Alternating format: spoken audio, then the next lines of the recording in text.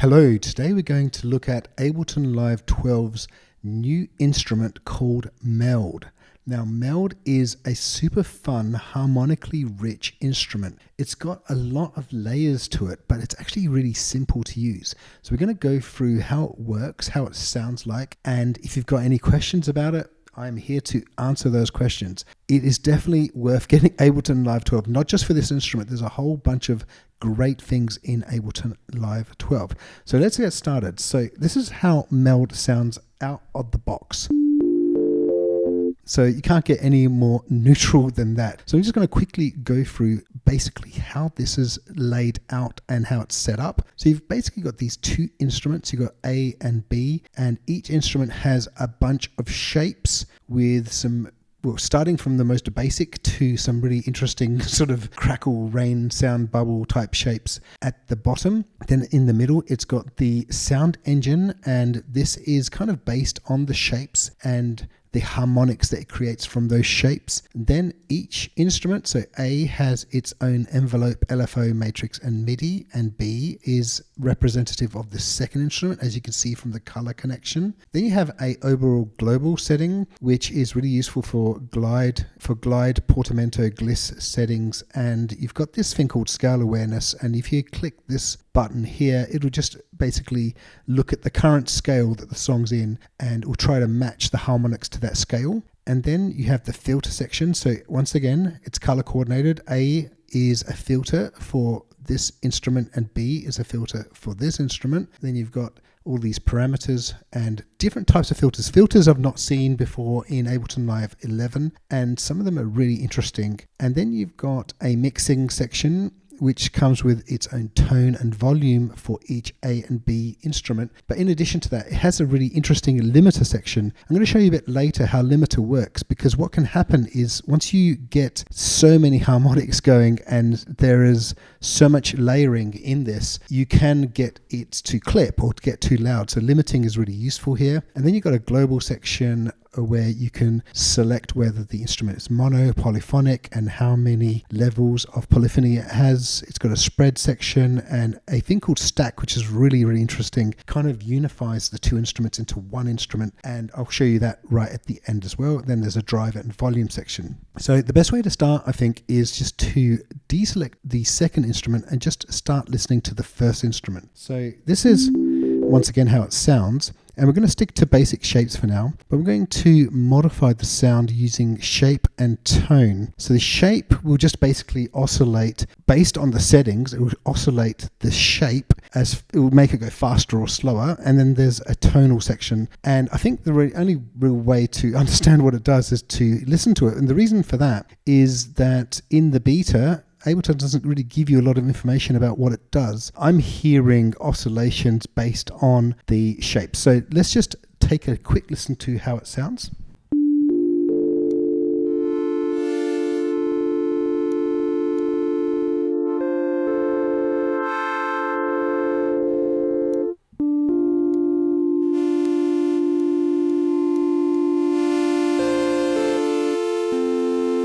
So, pretty quickly you can get a decent sound out of it. The reason I think it's based on the shapes of the sounds that you have is because as it gets a bit more complex, say we go to some swarm sine shape here. By the way, you can see that little thing, that little symbol there, means it's going to try and match it to a current scale. And you can see all these different shapes here. There's lots of different shapes. And I think the more shapes and the more complex it has, the more complexity it has, the more rich the harmonics. So let's just take a listen to the exact same motion and spacing settings, but with swarm sine. And we'll try a few other instruments as well.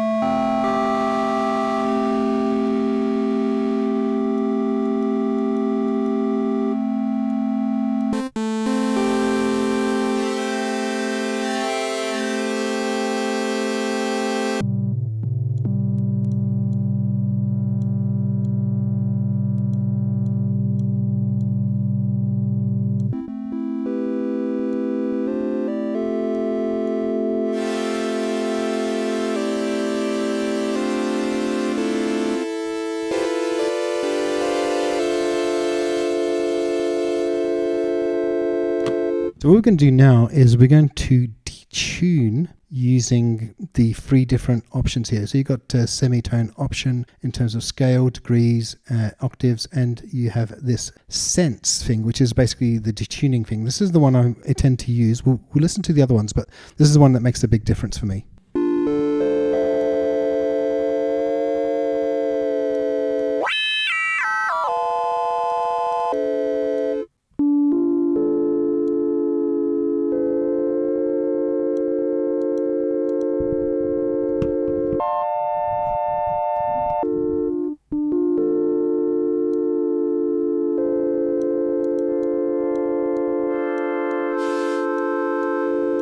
So you can, you've got a lot of control there over the sort of the harmonics there and the tuning, which makes a big difference. But let's just go now and have a look at the envelopes here. So you've got a basic ADSR here, and what's interesting about it is the settings. So you've got the trigger, loop, and AD loop settings. Trigger just basically plays as you play it, and loop kind of loops around the ADSR. AD loop, actually I don't know what that does, but we can take a listen to it. So let's just start with trigger.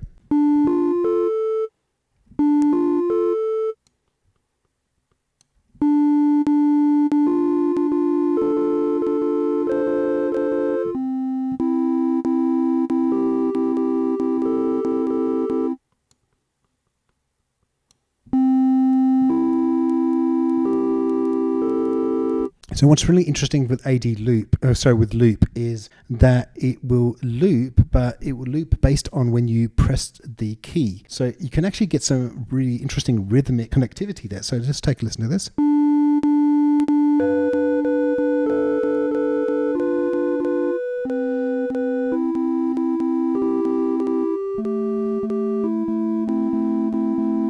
So it can sound quite rhythmic, which is pretty interesting. You've got more control over the ADSR here, and you've got A and D slope and R slope. And then we're going to have a look at the LFOs and the matrix. So you've got a basic little matrix here, which we can use, and we've got LFO, which we can also use, but and all the different LFO shapes that you have. But what I want to do is I'm going to just press this little triangle button here and expand this. And this is another really cool thing about Ableton Live 12 is this mod matrix. If we start, for example, by the way, it's selecting A, but we can also select B. So if we select modulation, let's start with a simple one. So LFO1 pan. So we just set that to 12, and it should just follow the shape of LFO1.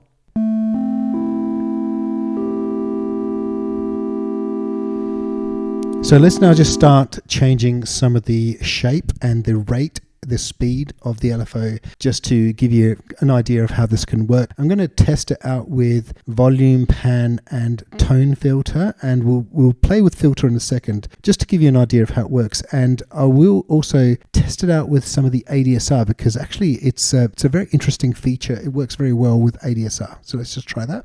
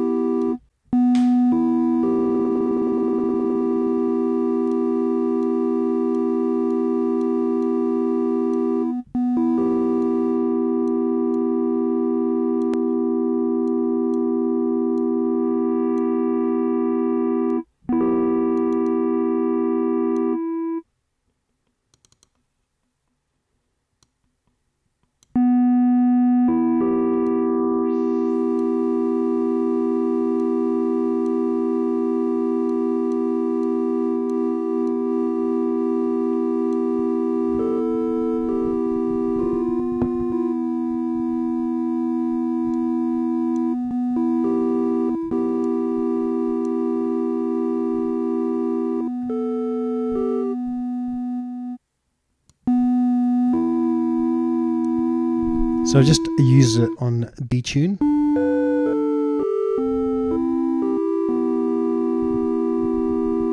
Now we also have this LFO FX as well, so even we can make some adjustments there to the FX. So for example, we want to have the LFO be a different shape or a different scale. We use scale and ramp there, and we can do a LFO1 FX mod sustain. Actually, let's change that to amp sustain. Yeah, so some really interesting combinations of LFO using this mod matrix, and there's a hell of a lot of things you can choose. A envelope, M envelope, and all these other modulation options. And this is just LFO1. There's also an LFO2. So there's quite a lot you can do here. LFO2 is a little bit more limited, but it's still, it's still pretty amazing that you've got all of these options. And I want to hear how some of this sounds like with some of these interesting filter settings like Redux and Phaser. Remember, it's the LFO is active at the moment.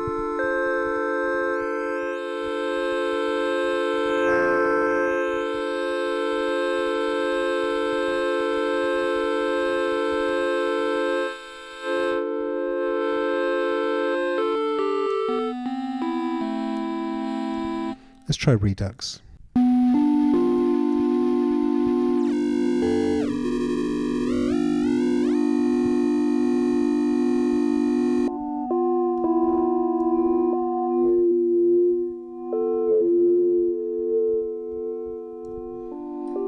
So Val sounds nice as well. We'll try a couple more. So Plate Resonator is a new one. I've not seen anything like that before. You can see here that it's trying to get the harmonics in the scale that you're playing in.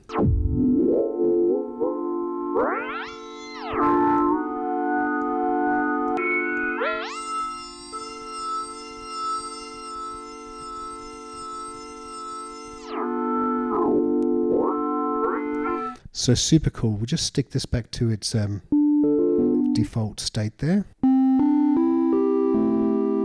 And remember, this is just one instrument. We haven't even touched the second instrument yet. So actually, let's do that right now. Let's go to B. We'll just select B here. And we'll just select something a bit more maybe interesting sounding with B. So remember, A is on.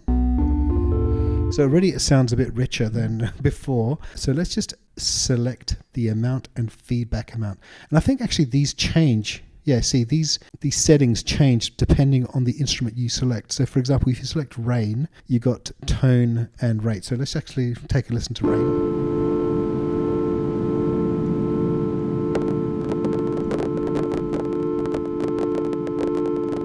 Bubble.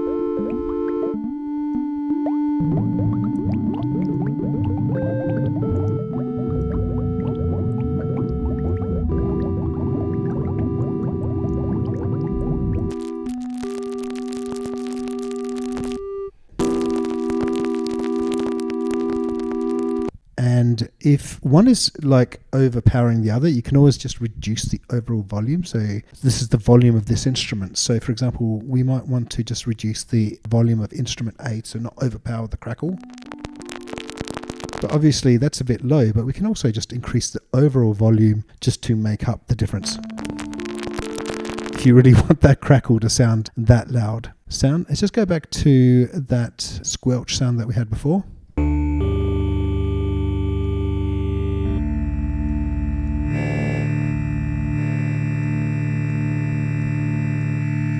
So as you're selecting the sound, it's actually selecting where it sits on the mod matrix, which is really cool. So for example, if we want to go into LFO and we're in feedback here, use LFO1 to modulate that macro, we can just go and just do that there like that. So straight away, I mean, it's just pretty easy. And then if we want to do that with a mount, we can just select a mount, modulate that one. We can modulate it negatively.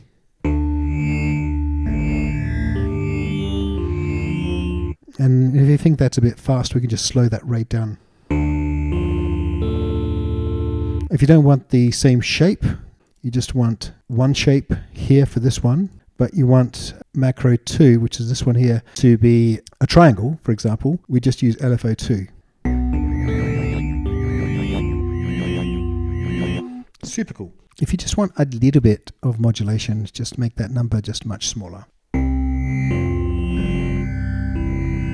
Now, if you don't want any filter to be activated, you could just simply switch the filters off. But let's just add them on, and we can just change the second filter to be a phaser.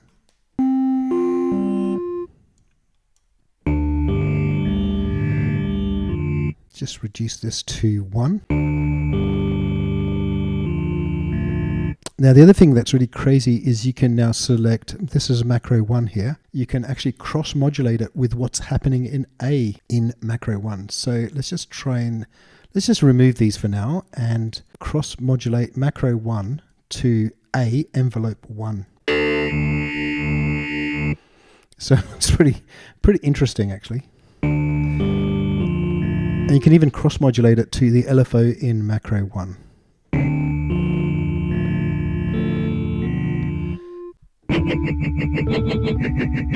We're going to just increase these, just basically max these out a little bit like that. Right to the top. So they're very maxed out at the moment. So this is where the limiter comes in, and hopefully the limiter is going to control things a bit.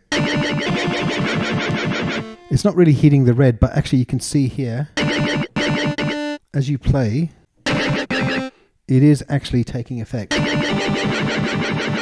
It is taking effect, so that's an interesting thing and a very interesting feature here. It's just basically making sure that the combination of the sounds doesn't go into clipping, basically. So what's really going to be really nice here, and I really like this a lot, is the poly, spread, and stack. So let's just go ahead and just turn this into mono legato.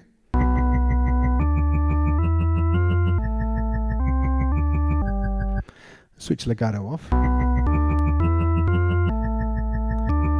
Very nice. And poly, you can just select how many instruments you want laid. I can only select 2 there, but we're going to just set it to its default. And then let's just use spread. Spread will just spread the sound out.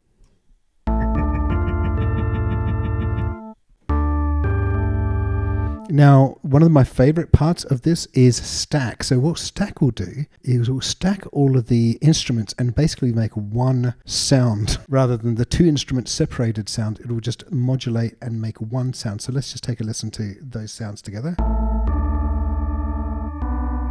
Let's actually remove spread so we can just really hear it properly. And let's just increase the drive. So that should just saturate this sound and give it a lot more harmonics. Let's actually really drive that to a limit without the limiter. I mean, that's a very rich harmonic sound.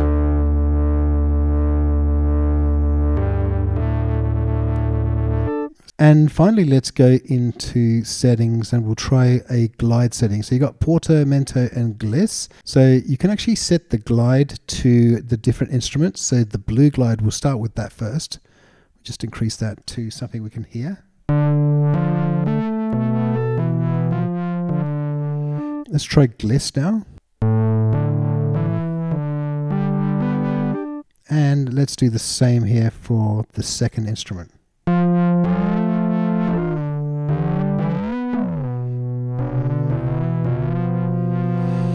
Fantastic. So I think that's it for my demonstration of Meld. As you can see, it's a super lovely, beautiful harmonic sound machine, and it's a hell of a lot of fun to play with. And I think you can really create some crazy sounds with it, some amazing sounds as well. So that's it for me. If you've got any questions, as usual, put those in the comments and I'll be very happy to help.